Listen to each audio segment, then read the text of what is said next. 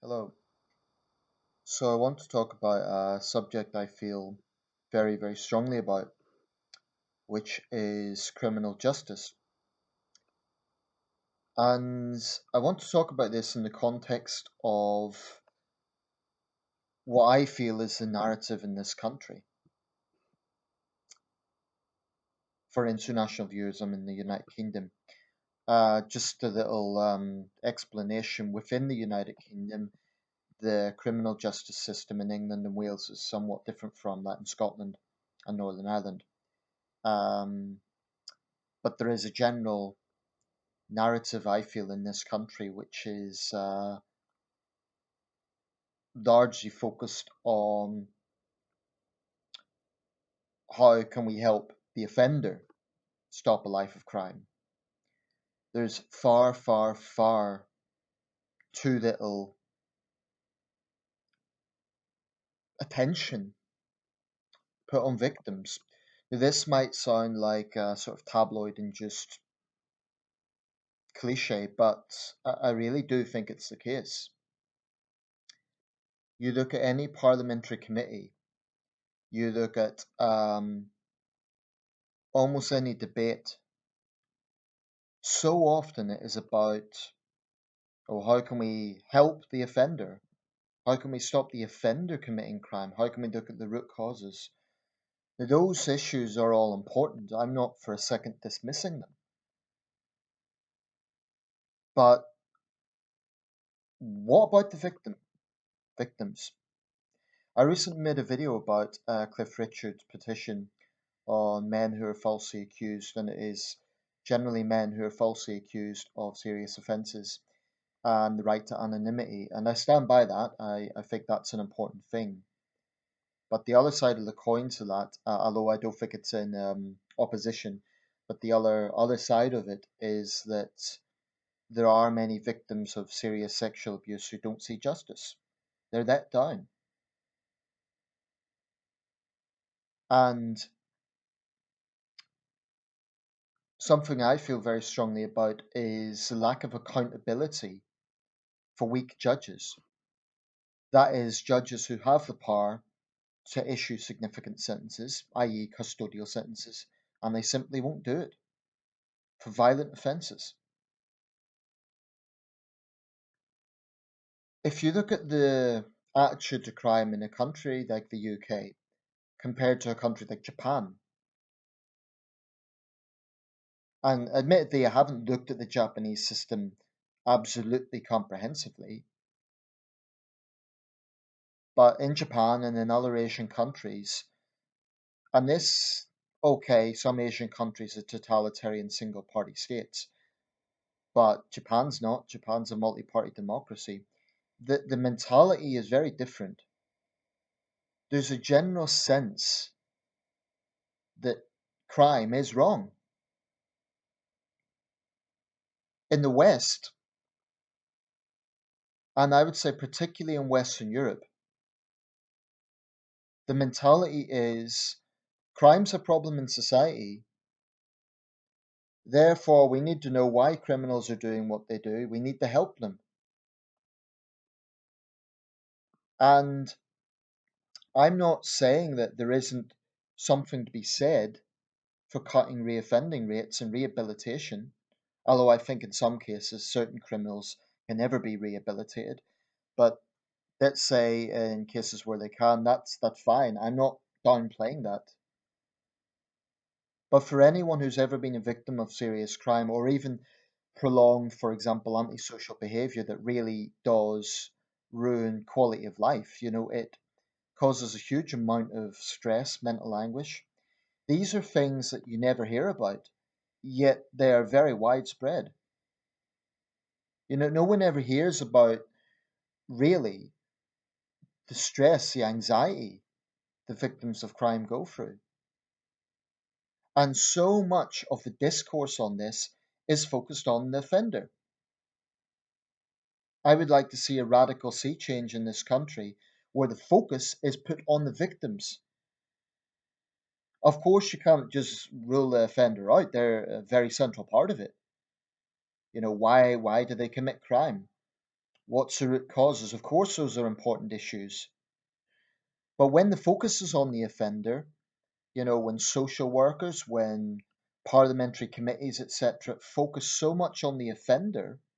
I mean, take the knife crime issue, for example. I've just watched a segment from BBC Parliament, the Youth Parliament, and all these people, all these experts talking about, oh, how can we stop young people committing knife crime? I didn't hear anything about how can we help young people who are victims of knife crime. I think one mistake when it comes to the generational side of this is this assumption that young people don't also feel strongly about crime. This idea that it's young people versus old people. Young people are attacking other young people, and young people who are victims want justice as much as anyone else. I think that is a. I remember, and I know this from personal experience, when I was a teenager, I was a victim of assault. I was a victim of some pretty unpleasant things. And I was really hard line in wanting to see the people who done that punished. So I think it's a mistake, this notion that it's young people versus older people in terms of the attitude towards crime. But I really think we need to see change in this country where, frankly, we stop making excuses for criminals. Where we stop saying, oh, it's because of poverty, it's because of X, Y, and Z. Because it may well be because of X, Y, and Z. It may well be a lot of factors. Of course, broken homes cause crime. Of course, poverty results in crime. I'm not refuting that. But I think it is a mistake to say that because someone is a product of poverty or a broken home, that automatically results in crime. And therefore, I mean, a problem with that mentality is it then actually stigmatizes poor people. And it leads to this very cynical outlook that if someone comes from a broken home, they're inevitably going to be a criminal. No, I don't think that's the case. Someone like a social worker who spends all their time working with troubled young people, there's a human factor there. Inevitably, they're going to be looking more at the individual development of that person and getting them away from a life of crime. You're rarely going to hear a social worker talking about punishment and justice because it doesn't tie in with their work. Their whole work is about trying to, help steer young people in the right direction. And I don't dismiss their work, it's very important, but they're emotionally biased. Some might say, well, Nathan, you're emotionally biased because of your own experience, and I suppose that's true, I am. But it's because of that I know that there are a lot of people in this country who are frightened to leave their own homes right now. So there has to be a direction where at least there is a perception where victims are being listened to. I mean, this situation right now, I contacted the parliamentary committee. I forget the precise name, and I was asking them about what is their rationale for sentencing. Why is it that time after time after time we see serious destructive crimes resulting in a tap on the wrist? Because this is kind of a blame game. Judges will say, oh, we're bound by the sentencing guidelines. The parliamentary committee will say, oh, the judiciary is independent. But ultimately, I mean, that parliamentary committee, they have 12 members. One of them, one out of 12, liaises with victims. I forget the precise name off the top of my head of that parliamentary committee, but one out of 12. It's not good enough. I think we need far more accountability for judges who have the power to give custodial sentences and they just won't. The argument that there's overcrowding and therefore I won't jail someone, that to me is an unacceptable approach to take. You just It should be about justice in of itself. It should be case by case. So this idea, this thug has assaulted someone for no reason because they were drunk, because they thought the person was looking at them in the wrong way. Oh well, I'm not going to jail them because prisons are overcrowded. So let's seriously look at building more prisons. It shouldn't be a case of jailing fewer violent people. We don't have this idea that people shouldn't be jailed for not paying TV licenses. How many people are actually in jail for that? I would be surprised if there's many actually in jail for non-violent offences. In this country, I think most people are in jail for valid reasons because they have been violent offenders or because they have been serial offenders. I mean, just because a crime doesn't involve violence doesn't mean it's trivial. Say, for example, you have a con man who robs a pensioner of their life savings. He or she may not have used violence, but that is a destructive crime. I think we actually need a whole cultural change here. And the problem isn't with the British public. I think most people want to see justice. This doesn't mean that most people are of the flogging and hanging brigade. It doesn't mean that most people don't believe in due process or anything like that. I think people are sick and tired of seeing destructive crimes resulting in a tap on the wrist. And you could say this is just tabloid scaremongering, but the details of these cases speak for themselves. The statements by judges speak for themselves. When we see crimes where the judge avoids a custodial sentence because, oh, someone's good at their job, that's the sort of mentality that needs to change. I don't propose that we elect judges. I can see problems with that because, for example, you can get a community that is overwhelmingly conservative Muslim might support a judge who believes in Sharia. Now, there's obvious problems with that. But I do think the public should be far more empowered to hold judges to account. If we dislike an MP's performance, we can vote them out of office. I think that weak judges need to be more accountable. This is a peaceful call for accountability. It's accountability of power. Surely that is one of the principles of democracy, holding power to account. Judges are in a position of power, and if they're constantly making judgments that people feel are not fair, are not reflective of justice, surely it is fair that that judge is held to account. I don't see why that is an unreasonable proposition. There needs to be a change in the mentality that crime is always the fault of the government. It's always the fault of society. It's always the fault of everyone except the criminal, the offender. If you think the word criminal is stigmatizing, okay, the offender.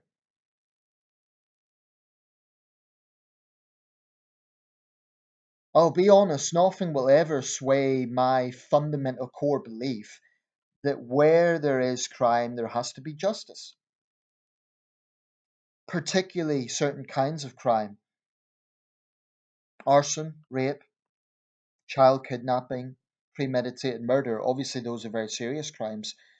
But even crimes that are somewhat less serious, like, for example, common assault, i.e., you're minding your own business, someone's drunk, and they decide you're the closest person, so hey, I'll just punch this person.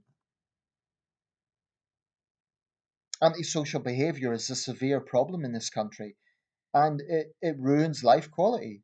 If you're putting up with rowdy neighbors who are constantly being aggressive, they're constantly playing loud music late into the night, they're swearing at people in the street, they're just generally being obnoxious. In itself, taken alone, that might seem not so serious, but when that accumulates over time, when people have to put up with that, this really can ruin people's quality of life. So I really think we need a fundamental sea change, this mentality that's always someone else's fault, and that the onus has to always be on everyone else except the criminal themselves. I'm sick and tired of people making excuses for thugs and yobs. And I'm sick and tired of the victims being ignored. I understand that punishment alone is punitive. I agree with that. Simply, you can't just lock up the problem and expect it to go away. I agree with that. There has to be penal reform. There has to be a focus on rehabilitation in cases where that is viable. There has to be a focus on tackling the root causes.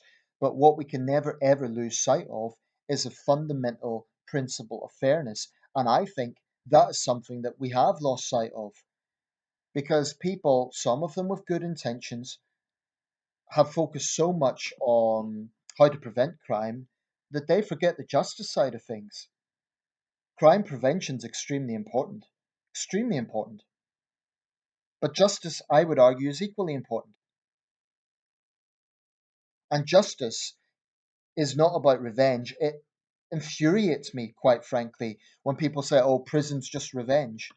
How the hell is locking someone up because they're a dangerous person, because they've shown violence, because they've hurt someone? How is putting them behind bars revenge? That's just practical. Right, so I'll round this up, but I think we've a very long way to go. We need more accountability from judges. We need more focus on victims, and I think we need a fundamental change in mentality. I don't think it's necessarily the average British citizen. I think most people, they're not ultra conservative on this. The British people have a strong sense of fairness. They believe in due process. They believe in the jury system. They believe people should have their day in court. They believe the evidence should be presented. And you can, dismiss this on tabloid scaremongering. But for those of us, myself included, who have experienced the long-term effects of crime, the impact that that has, there is a fundamental principle of fairness here. And fairness is that if someone hurts a stranger for no reason, simply they're in the wrong place at the wrong time, they have to be held to account for that. And they cannot be held to account with this mentality that, oh, you've punched someone for no reason, don't do it again. We'll make you tidy someone's garden. No, it has to be a custodial sentence. Someone who is going to assault a stranger for no reason is a potentially dangerous person. And it's not that, oh, we'll just throw them in jail and that's it. They can go through programs within the jail system. That's why I'm favor penal reform. I'm not talking about throwing people behind bars and letting them rot there. I'm talking about basic fairness and common sense. Common sense. Now, if we listen to the likes of the Green Party, there would be no prisons. Violent people would literally be allowed to just walk free. That's already happening in some cases. Not only is that insulting to people who have been victims of this sort of crime, but it's just downright reckless. The Green Party can never ever be trusted when it comes to crime. In fact, they're the last party I would trust when it comes to crime. The Liberal Democrats, the SNP, and other parties are not much better, but the Green Party, their mentality towards crime is everything that is wrong with the narrative we have in this country. And it's not a universal narrative. I mean, okay, you can argue that the tabloid press take a pretty hardline view on crime, but the reality of the situation is time and time and time again we see pathetically lenient sentences for destructive crimes. Time and time again we see a focus when it comes to the debate, whether it be in parliamentary committees or whether it be on debate forums, the focus is always on the offender, hardly ever on the victim. That has to change. Believing in justice, believing in due process, believing in innocent until proven guilty, they're all worthwhile things. But fundamentally, in my opinion, there has to be a basic point of fairness, that there are consequences to actions. And that's what I think we're getting away from. I have a big problem with it. And I'm going to do what I can in the future to do something about this. I'm not quite sure yet. Well, just now, I'm not quite sure what. Sorry, it's late here. I've been awake for a long time, but that's how I feel about it. This has to change. There must be more focus on victims.